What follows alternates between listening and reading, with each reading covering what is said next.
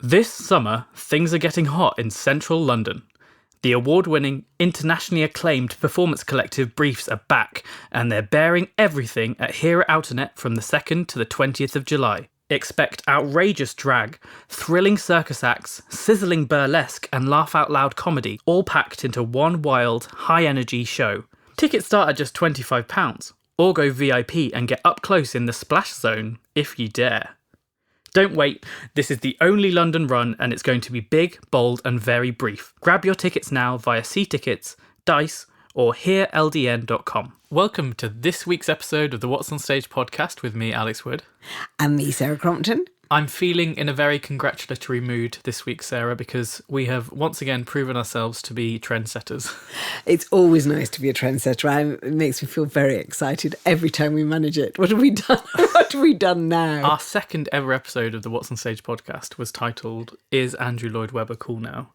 And there has been a wave of headlines in the last 2 weeks, ever since Sunset Boulevard's big Tony Awards wins in The Guardian, The Telegraph, The Stage, all asking the question, is Andrew Lloyd Webber cool now? To which we were supplying answers 11 months ago. So ahead of the curve. We thought he probably was. So we were ahead of the curve and correct, because I think there's very little doubt that he's definitely emerged from a period of slight dustiness to become very cool indeed, and rather endearing as well. I still treasure the moment at the WhatsOnStage Awards where he stood up and talked about Starlight Express as not being the best musicals, which I think is what makes him an endearing figure in British culture, dominant figure in British culture. Definitely. You know, he's definitely been one of the most vocal opponents to the AI bill and the use of creative work without restraint to fuel AI models, which has been a very admirable cause, and hopefully he will continue to safeguard creative work going forwards. But that is not the topic of this week's episode of the WhatsOnStage podcast, which is actually in two parts.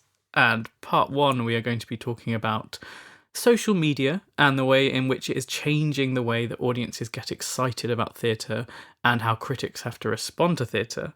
And then in part two, I think informed by your time at Stereophonic, Sarah, you wanted to talk about standing ovations. And I'm an expert on standing ovations, so I have thoughts. So we'll come on to that. Is expert the right word, or?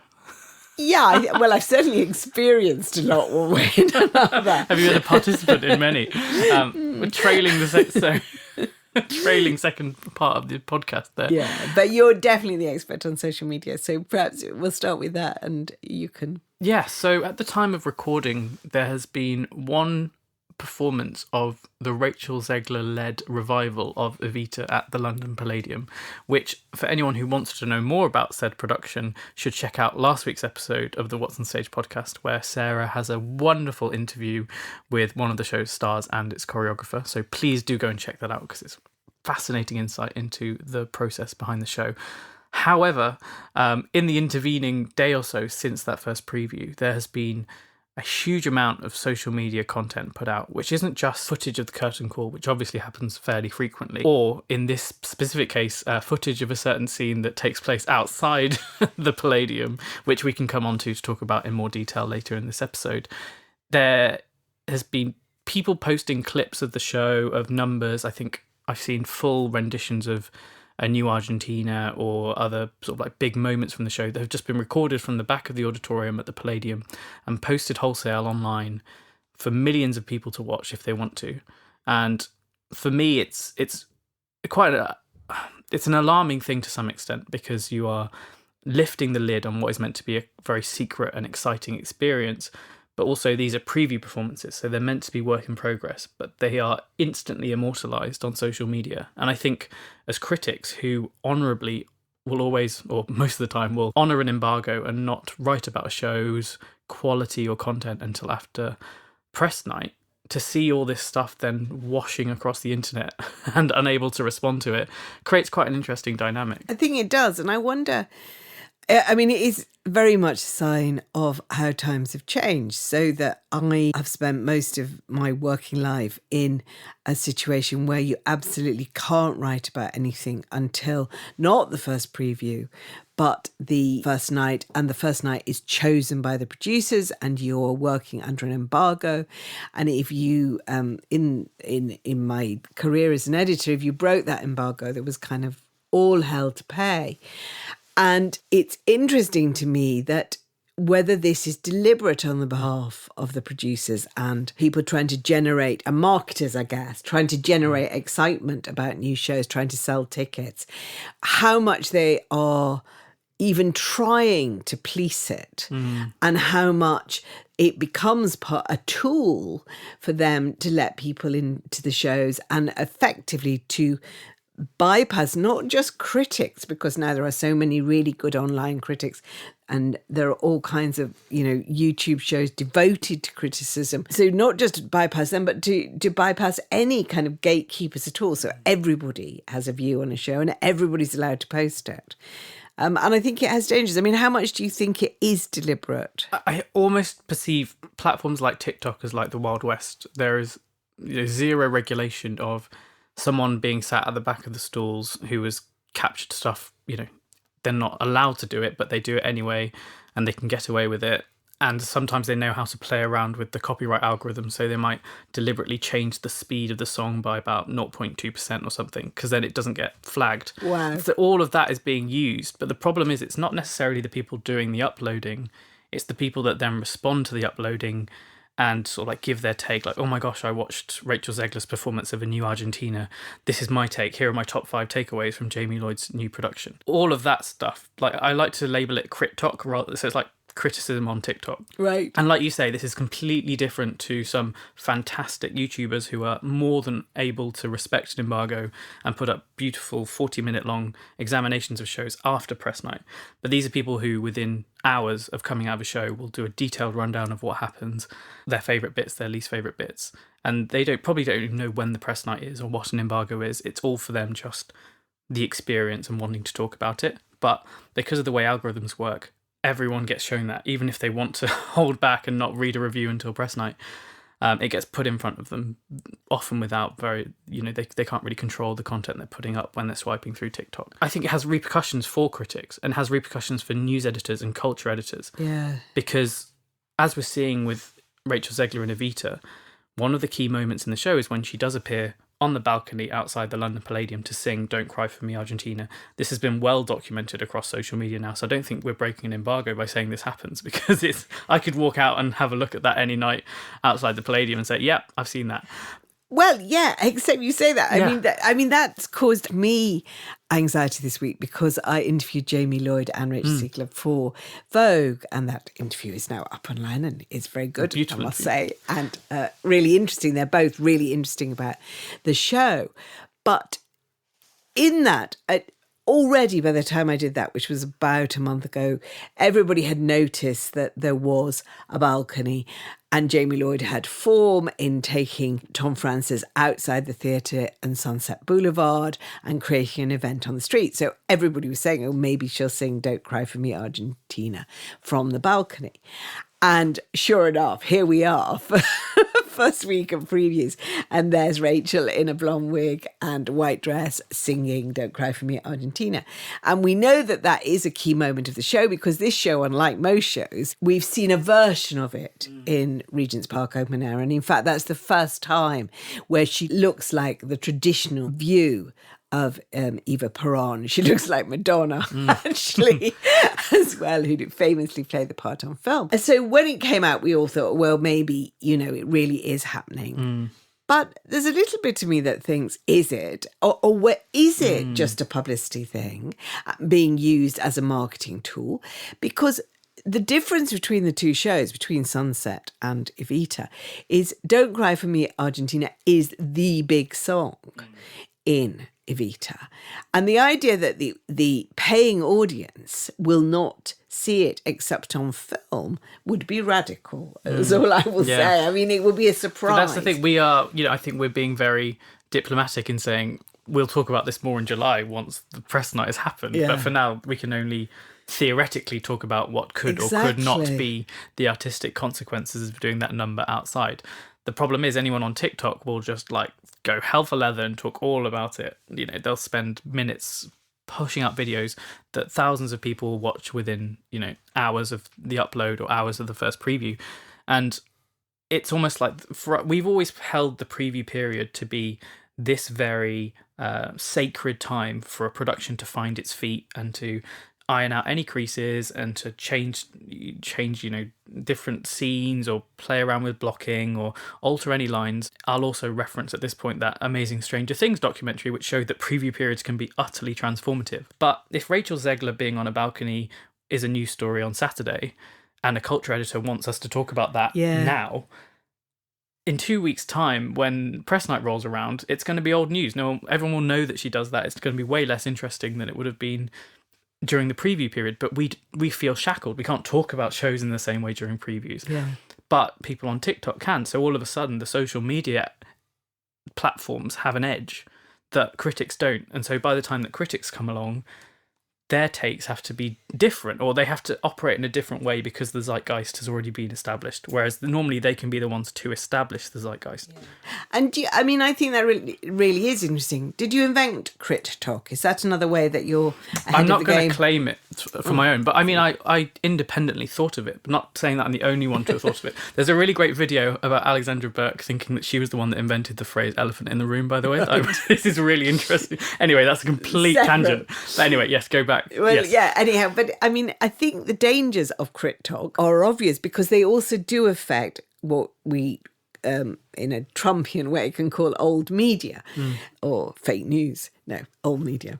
The Daily Mail has also online printed a review of From the first preview. Now, when I was an arts editor, that used to happen. The Daily Mail had a habit of always going in on first preview. And I, because I was old school, felt that we should respect the embargo, respect the press night. But I used to have enormous arguments with multiple editors, and rightly so in a way, because they said, why is, we are losing advantage. What's the point of us sitting around waiting for a review to happen? If the Daily Mail are just swanning in on first preview, why are we playing by the rules and no one else is? And the only thing that sort of balanced that up a little bit was that the Daily Mail were made to take the review down. So really? The PRs would get on. I mean, actually, it was easier once it was online, because in the old days they printed it and who cares, but there was, I remember famously over the Benedict Cumberbatch Hamlet, there was the Times in fact sent somebody in, not a critic, now a critic oddly, but and a respected arts writer, and they did a review on the first night of Hamlet. And there was a huge row that broke out over breaking the embargo and treating previews as being true performances, and everybody said we charge less for previews because they are work in progress. And then there was a pushback about, well, if some people charge full price previews, and is that really a work in progress or not? But there was a big row, and people were called into offices and shouted at and called into rooms, and things were discussed. And it seemed to go away for a while. Everybody seemed to then say, okay, fair enough, we'll stick by embargoes, we won't do this. There's a perfect storm around Evita, because I think people are genuinely excited. And also Rachel Zegler has had, because of Snow White, has had a huge impact online already. She's been in papers like The Mail for her opinions, which are judged too woke or whatever. And I think that is also pushing this kind of immense interest. Jamie Lloyd has won the Tonys. Everybody's really genuinely excited to see what he will do with the show. So everything's coming together. And what fascinates me is that I don't think anybody's making any attempt to stop the leakage, and that really does place the critics into a difficult position, because what do you do when you turn up on press night? How do you A, judge it without being influenced by other people's views, or B, have something, as you say, have something interesting to say? What is the role? And if the producers go along with this, I think it will change everything. And I'm not always against change, but I think this is slippery. I don't think you can hold the line of saying a preview is a preview and then letting it be everywhere. Is it an issue that we just need to be more rigorous with front of house systems in terms of making sure phones are turned off or phones are in pouches and stuff like that, which worked really well with Cabaret? And to almost supply the converse, to this date, I've never seen any footage or any photos of any of the puppets from My Neighbor Totoro anywhere on the internet, which is incredible that those haven't been leaked. But maybe it's the high profile shows with people like Rachel Zegler or Much Ado About Nothing with Tom Hiddleston, where his twerking and his dance moves were all over TikTok within a week of their first preview. Similarly now, but I think Avita. So it has to be slightly deliberate, because you're right. When you're told to hand in your phone, there was a brilliant moment on the night of Stereophonic where I went, where there was suddenly at the start of the second act, there was this terrible disturbance from the back of the stalls where somebody went, she's on her phone! And there was kind of a kerfuffle going on. And I don't know if they were filming. I think they might have been filming. Because it was one of the moments when it was a song. So I think there may well have been a moment that they were filming. But certainly they were on the phone and, ushers appeared. So you can police it. You can stop it. Cabaret did it incredibly successfully. You're absolutely right. Nothing really leaked from that either. And that had high profile stars. So I can't help thinking this is part of... And so... argue against myself, I'm going to say that. Which is what podcasts are for.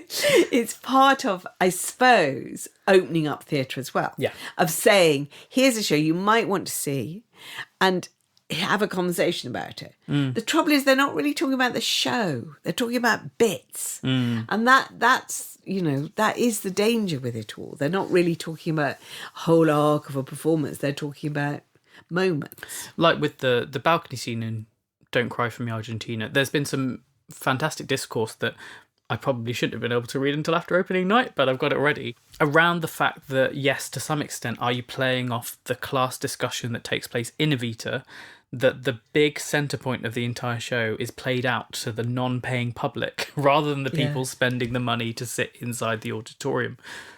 That's interesting artistically. There's a conversation there. And I think Jamie Lloyd obviously has a form of taking his performers outside and taking what can often be an exclusive walled garden that theatre represents and taking it out into the masses. There are thousands of videos of Tom Francis walking down rainy streets in New York City as part of Sunset Boulevard now. And that has helped boost the profile of the show and boost the profile of Andrew Lloyd Webber and boost the profile of musicals in social media. But maybe it's almost like a critical FOMO, that we feel like there's this whole argument going on and critics feel like we can't get involved in that, and that in itself feels frustrating because we've got so much we want to say but we're just unable to say it. Yeah, because we're playing by different rules. I think that's the thing. I think rules need to apply to everybody. I think that's what I always think. But you know much more about social media than me. I mean, are influencers now regarded as more important than people who would term themselves critics? It's such a sort of like diverse ecosystem in a way on TikTok, because it's so democratic. Everyone is an influencer, in air quotes. An account with 5 followers might have one video that goes completely viral and gets millions of views. At the same time, there definitely seems to be a trend amongst producers to court the audiences of influencers. So there was a West End musical that I won't name here that earlier this year, for its world premiere, invited a load of influencers in to see the show during previews and to talk about it on their social media platforms and to say how much they loved it and who they enjoyed and whatnot, and basically do sort of like a small portion of what the role of the critic would be, right. But they're doing it during previews when critics themselves aren't allowed to go into the show. So at that point you're wondering, okay, you feel like influencers are more important, so you're going to give them exclusive access to a show before critics are able to do so, and therefore again you're making the critics feel like an afterthought. Yeah. And you almost in a way are preempting what might be divisive critical opinion by having all these big high follower influencers coming in and shouting about your show, so that the voices of the critics that might be more nuanced or potentially negative is drowned out by the buzz and the excitement of these other influencers. Yeah, and the danger again with that is that does make a distinction between, it makes you think, if people are inviting influencers in early, it makes you think that they're worried about the show, in a sense. If a show's robust and good enough, which I'm sure Evita is, I really having seen it, I loved it at the open air. I thought it was absolutely revelatory, actually, much, some ways even more than Sunset Boulevard, because I think Evita is such a brilliant show. So to see it in a different staging at the open air was so exciting. So, if a show's good enough, it should be able to open its arms to everybody at the same point. And the danger of inviting people in early who you think will be favourable to any aspect of it is dangerous, I think, because then you're getting two views and you can say, well, critical opinion doesn't really matter. Some levels, I do think a lot about whether critical opinion does matter, but I think it does, because it's not just that. It depends if you see theatre both as an entertainment and as an art form. If you see it as an art form, part of what criticism is doing is defining the times that we are in, and that it's defining it in a different way than simply putting up a video or a clip, or even just saying, wow, I love that, which is a perfectly valid response, or I hated that. Because criticism is trying to describe and to fix a moment in an art form's history, and obviously there are different ways now as time has gone on that there are other ways of recording theatre, of fixing it, but just to set it in the context of the general mood, to write about its place in a great run of plays that have unfolded down the years, I think is important. And you're doing that as well as saying to an audience whether you think it is a good or bad idea that they should spend their money on it. So I do think it has a really important role. And I do think, on the whole, producers know that. But maybe it's just that, the toughness of the times is causing this. Or maybe it is that social media is just so dominant that you can't resist it. And we should all just sit back and, let the tide flood over us. Stop putting up any resistance. To respond to your prompts there, I think I look at other industries like the worlds of film, where critics will almost always see a film before general release under embargo, and then reviews will go up at a arranged time, often again before the wider public release. So critics kind of have a head start when it comes to film. The other example, whenever I talk to, say, a theatre producer about this issue, is something like Taylor Swift's Eras tour, where critics were invited for the very first performance of that tour, and their reviews landed pretty much whilst the maelstrom of social media content was also going up. So all of that was in constant conversation, which was really, really galvanising to see critic talk to social media platform and social media platform respond to critic. Felt a lot more unified, whereas theatre, because of that preview period, there is the conversation, there is a lag. But I think that more fundamentally to that is the way in which digital and theatre spaces coexist. Because theatre is, by its very nature, and it's very magically so, an impermanent art form. You're never going to see the same performance twice. If you go to see the same show a month later, I go to Avita today and I go to Avita in a month's time, it will be different. Like Rachel Zegler will be in a different space, she'll perform it differently. That is the magic of live theatre. However, there will be recordings or bootleg performances of her performance today that will be watched by people in 10 years' time, and that has been fixed now. Yeah. So the impermanent has become permanent, and it loses some of that magic. But more people will watch that video, Rachel Zegler, recorded badly on someone's iPhone, that will ever see the show live. And I think that in a way, transforms what theatre is. And even from some of the sort of like pixelated clips that came out on Saturday, people can now use AI photo editors to clean that up and make it look high res, so it's like a production image created by Mark Brenner, who is the Jamie Lloyd photographer. But it's just someone's captured that on their iPhone and then sort of like boosted the quality. Nowadays, I think the term that sort of, for anyone who, hopefully you don't want to go and find it, but there's like even sort of like code words that people have. So if you're looking for a slime tutorial, that means you're looking for a bootleg on YouTube. So an Argentinian slime tutorial would probably be, I want to look for a bootleg of Avita. And that's how you'd find it on YouTube. And that's the sort of system that now exists, that people, can't get to see a show. They will go and watch all the YouTube clips of that show instead. And again, there's an important conversation around access. If people can't pay huge sums of money to get a very lovely experience, or they can't travel to London to see a show, this is the only exposure to it that they might get, which in itself is important. But I think that theatres now need to come to terms with, okay, if we're in this digital space, we need to adapt, and we need to think about things like preview periods, or photos being released and everything, and so that we are ahead of the curve, and it's not the shaky user-generated photos or the AI-generated stuff that's sort of like the photos that are shared by everyone. It's the stuff that we're putting out, so we know what we're doing. I think that's really interesting. And I mean, of course, you're absolutely right that pop, ballet, opera, they just invite people in on the first night. There is a first night, and it's the same for everybody, and everybody's in. Theatre is only in this position because it is in this strange hybrid state of having previews, which do matter. But I mean, I have to say, I am always struck.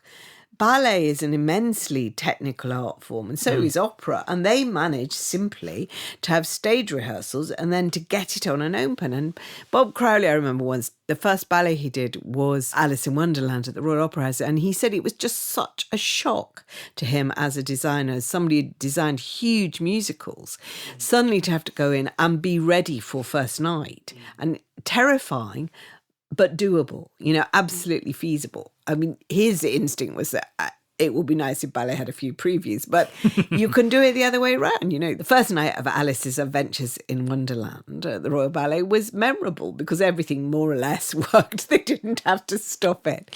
And there it was, completely new, very technically complex ballet in front of you and up and running. So that's the first thing. The second thing, I think, is that it does... If you let everybody in at the same time, that does help, because actually you could also argue that then the quality of the clips that are available to the wider public are better. And the third thing is about ticket price. It does surround ticket price. Before we sat down to record this, we had a look at the London Palladium, and it is advertised, all these dates with tickets at 20 quid. And they do exist. And even quite good tickets are not it's always dangerous, isn't it, saying that what's affordable to one person. What's affordable to one person is not the other. But certainly, if you're prepared to take a family out to dinner, then in fact that is the same as a ticket to go and see Avita. So it's not off the scale in any way, the prices. And I think that is important to remember, because we keep on and on having this idea that ticket prices are just completely unaffordable. What happened with Jamie Lloyd's Much Ado, interestingly, was that was true for about a week after press night, because I was looking to buy a ticket and I kept checking. And then suddenly everybody decided they had to go, and everybody booked, and seats became rare as hen's teeth, and you just couldn't get a seat for love nor money. So there are lots of factors at play, and I do think it is one of those moments where the ground is shifting quite strongly. Really, it feels like, beyond a shudder, it's heading towards an earthquake in terms of the marketing of theatre. Well, my final point would be, we're now seeing a lot of shows being recorded for streaming or film release, which I think is part in response to this digital transformation. So even Frozen was put on Disney Plus, which is recorded at Theatre Royal Drury Lane with Samantha Bucks and Laura Dawkes, probably to counteract all the online YouTube clips. Now we've got fully realised, beautifully presented, orchestrated, recorded versions of all those numbers that are probably put out on slime tutorials online, which is probably Disney's effort to say, look, if this is how people now consume musical theatre, at least we can make some money off this, and we can make a permanent record out of this show, and it'll probably get millions and millions of watches on Disney Plus within the first weekend. Probably more people than saw it at Theatre Royal Drury Lane will watch it online, which is fantastic, because it's far more accessible. You can get, I think Disney Plus, you can get it for $1.99 for 4 months. This isn't promoted by Disney Plus. Maybe they should do that. Disney Plus, we're here. Yeah, we're here, Disney, sponsor us. That for itself is feels quite important. But anyway, I think we need to move on to talking about standing ovations. Which is we'll go from digital related. to analog. Yeah, I feel like there's no easy segue for this. Stereophonic. Well, it is. Well, you see, Stereophonic is interesting. I mean, in terms of marketing, Stereophonic did this quite sophisticated thing. Stereophonic, as regular listeners to this podcast will know, is a play by David Ajimi that I love and adore. I saw it in New York, loved it. I saw it again in London, think I loved it more. It's about a band. So it's got songs. I think it's important to say in the context of it that the songs exist to support the writing rather than the other way around. I feel it's not a musical. It's not even a play with songs. It's a play about songs. And I think that's quite an important distinction. But the songs are by Will Butler, formerly of Arcade Fire, and therefore have a following. They're very good songs. And they released a song that is mentioned in the show as being the band's first big hit, but you never actually hear it in the show. So they released that on YouTube, which is a really sophisticated piece of marketing, but not necessarily, it hasn't quite perhaps got the traction that having YouTube clips by the woman in the stalls would have had. So, I mean, it is interesting that it is a sign of the times that people are trying to be really inventive in what they do to promote a show. Anyhow, yes, I went to a preview. A press preview, not a... Press preview. At the invitation of the producer, all of us had to write under embargo. Quite a funny story about that, because I read the embargo wrong, and it was only that Alex popped round on Sunday and said, "Have you actually written your review?" That I realised I completely got the wrong day. But anyhow, fortunately we sorted it, and I spent the Sunday writing a review. So it wasn't a first night, and people, in a sense, were experiencing it without preconception. And it wasn't quite a standing ovation, i.e. lots of people did get on their feet, including my two musical sons. They were up clapping at the end, and quite a lot of people were, but not everybody. And I felt that was really nice, because it was a genuine response. So some people got on their feet, some people clapped vigorously, some people just rushed for the tube because it's quite a long play. So I am very resistant to what is happening in the West End, which is the automatic standing ovation for anything that you have been told is good, that people feel obliged to stand up and applaud endlessly. I mean, just for one day, I mean, the applause went on for hours, and it was like everybody was trying to be back at Wembley and, recreate the experience of being at a concert. And I tend not to stand for standing ovations for two reasons. One is, if it is a first night, I feel your critics shouldn't really be giving away their response. I mean, if you're going to argue that the considered response is what you're after, then you probably shouldn't. Very occasionally. Are you saying you've never stood up and then given something 2 stars? Because I definitely have. Oh, no, I definitely haven't. No, I absolutely, if I don't like, I mean, sometimes I really love it, and I have been known to stand up. I'm trying to think, there was something that made me cry. I loved it so much. And, I know, actually, Till the Stars Come Down. I loved that play and really enjoyed it. And it was a very festive atmosphere, because you felt you'd seen something good. And I think I did stand for that. But if I don't like it, I absolutely sit on my hands and look fierce. And there are all those films about critics, aren't there, in the 1930s, where the critics are the ones that are either scuttling out, the critics' scuttle of shame, where they're getting out to file their reviews, or they just don't like it. But I'm really against standing ovations becoming obligatory. I think you're allowed to express your love for a play by not standing as well as by standing. I think my experience of this is very distinct, in that if I am at a press night and I'm covering it, say, for WhatsOnStage socials, I'm not the tallest man in the world. So I'll need to stand up in order to be able to film it over people's heads. And even then, it doesn't always work. So that's almost like you're forced to stand, even if you might doubt the quality of the show. Secondly, as I said, I sometimes have stood up for 2-star shows because I don't want people to think I'm deliberately being a miser. So I'm sort of like sitting there like grumbling. And if you stand, at least you're part of the mass, so no one can like pull you out. I remember, I think it was the press night for Legally Blonde at Regent's Park Open Air Theatre, and you sat down for that one, but a lot of people stood up, and we were on the same row, and we were further along, and I turned to look, and you were sat down. And I turned to Carrie afterwards. I was like, I think Sarah hated that. She just looked. You were wearing a face mask as well. So she just looked so stony faced. And then hours later, you filed this beautiful 5-star review, and I was like, was she just deliberately poker facing and just not wanting to give the game away? Because it was like so funny that you did, but in a way, it's almost it just threw me because like naturally the way that you show enthusiasm is by standing up. Which you didn't do, and I think it's honourable to stick with that. I mean, I do. I mean, sometimes I stand up. So actually, the last time I stood up was at the ballet. So a performance of Onegin. I was on my feet. I wasn't reviewing it. That was one thing. It was in a run. So that was the second thing. But also, it really was so extraordinary that I felt, okay, I'm getting on my feet now.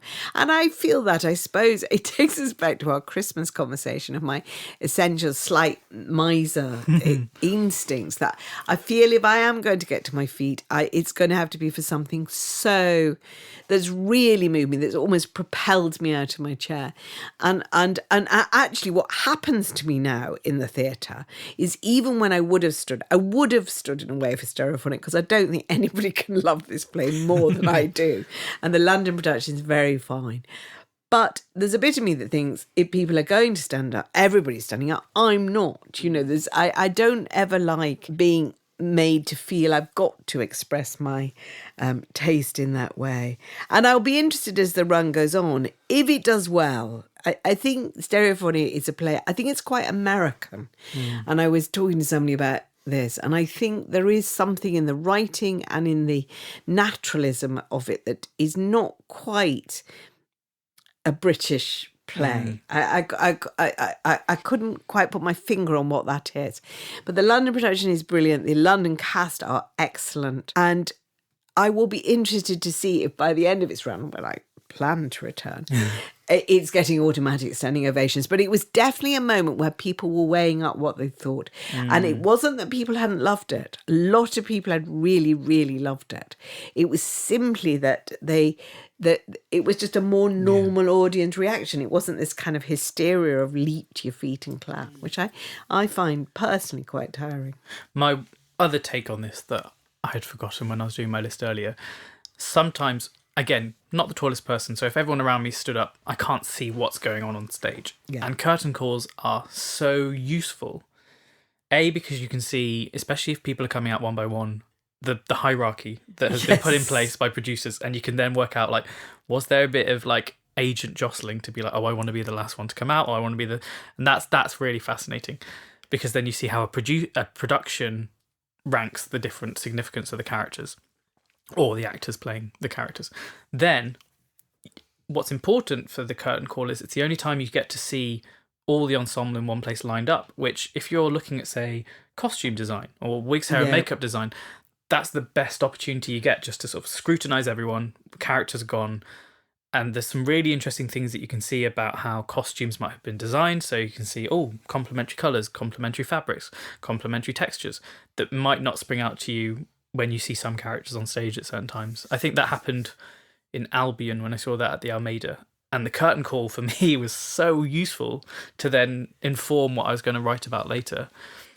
Just in the way that the characters were costumed and the decisions that had been made there. And that for me was like, if I hadn't stood up for that, I wouldn't have seen that. So it was useful as a critic to stand, even if I might have felt I had to do it because everyone else was doing it around me. Of course, there is the curtain call designed to take the standing ovation. Yes. So my most Scrooge-like moment came recently with Max Webster's Importance of Being Earnest at the National Theatre, which absolutely, I think almost uniquely for the National Theatre, had a specially choreographed and costumed curtain call. So it was an event in itself.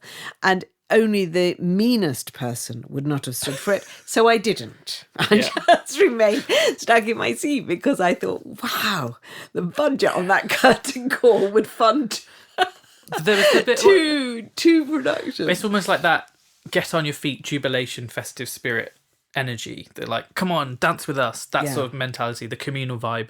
That also came in Much Ado About Nothing when Mason Alexander Park at Theatre Royal Drury Lane was singing When Love Takes Over, and then Hayley Atwell and Tom Hiddleston were running to the front of the stalls and like getting everyone to like stand on your feet and dance with us. And if Tom Hiddleston's telling me to get on my feet, I'm going to get on my feet. You know, I've got to say, I think I did get up for Tom. I think I did do. Well, that's because you love the show. I might have been pretending to put my coat on, but I definitely did do a bit of dancing. The critics' freestyle is like, oh, I'm not actually standing because I want to. I just need to get my coat. To get my coat on. Yeah. But it's interesting, and I do think standing ovations are a relatively new trend in British theatre. I don't think this. My feeling is that they've come in. Actually, my real feeling is that they've come in post COVID. That the sense of being just so delighted to be there has got greater. And sometimes it's odd, isn't it? I mean, I remember a standing ovation for Warhorse, and that felt odd because obviously it does end with a certain bit of uplift. But Warhorse is not a play that makes you, it makes you sad actually as well as glad. And sometimes I find it just doesn't suit my mood. It's possibly a Broadway import as well, and the same with when audiences will cheer or applaud when a certain actor comes on stage. The round. Yes. Yeah.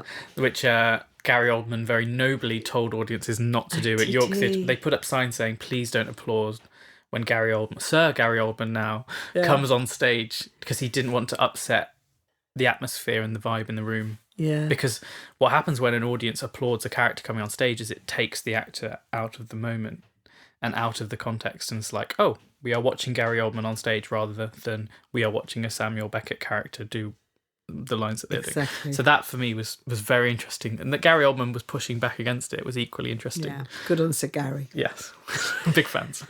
So I think we're very exhausted. Yeah. What we've got to say about standing ovation, so I may return to it later. But we should sit down. We're rocking the boat. Yeah, we could stand up and knock our microphones as well. Oh, I think a producer might not enjoy that. Yeah, that is my final point. It's not a standing ovation, but in productions of Guys and Dolls, you're always expected to get up and applaud for Sit Down, We're Rocking the Boat, and sort of dance along. And obviously at the Bridge, in fact, it was fine because most people were standing anyway.